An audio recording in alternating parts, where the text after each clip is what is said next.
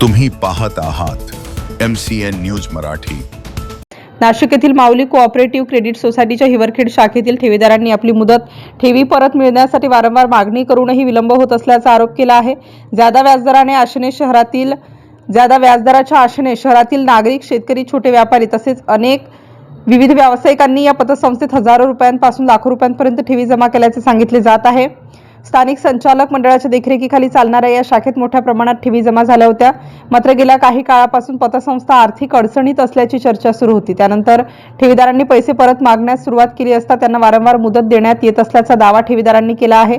दरम्यान आपली लाखो रुपयांची ठेव परत मिळेल की नाही या चिंतेत असलेल्या गोविंद नाठे यांचे 31 जुलै रोजी हृदयविकाराच्या तीव्र झटक्याने निधन झाल्याची माहिती ठेवीदारांकडून देण्यात आली। या घटनेनंतर ठेवीदारांमध्ये अधिक चिंता निर्माण झाली आहे। माऊली कोऑपरेटिव्ह क्रेडिट सोसायटीच्या नाशिक येथील मुख्य शाखेने हिवरखेडसह इतर ठिकाणच्या ठेवीदारांचे पैसे कधी परत करणार याबाबत स्पष्ट भूमिका जाहीर करावी अशी मागणी ठेवीदारांकडून होत आहे। MCN न्यूज मराठीकरिता बाळासाहेब नेरकर, हिवरखेड। मी अनिरुद्ध अरविंद चितोळे, वारखेड सेतू संचालक आहे। सदर बँकेचा RD प्रतिनिधी माझ्याकडे येऊन तुम्ही या बँकेत तुमची RD चालू करा, तुम्हाला चांगलं व्याजदर देईल या असे लालच देऊन माझ्याकडून RDचे खाते उघडले आणि माझ्याकडून जवळपास 1 ते 2 महिन्यांनी 10,200 रुपये माझ्याकडून नेले।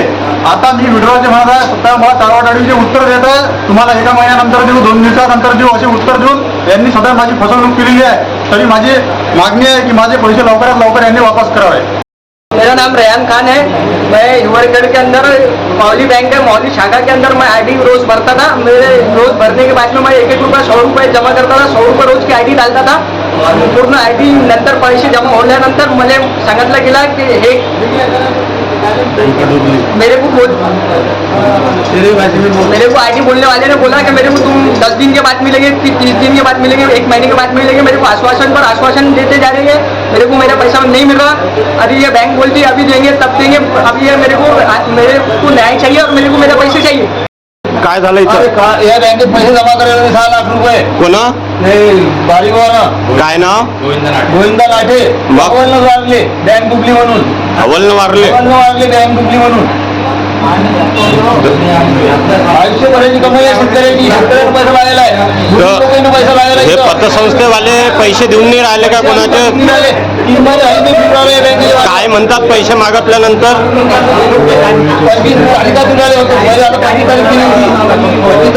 आता 1 तारीख आली तरी दिले नाहीत का? बँक बंद होती, 4-5 दिवस बँक बंद होती।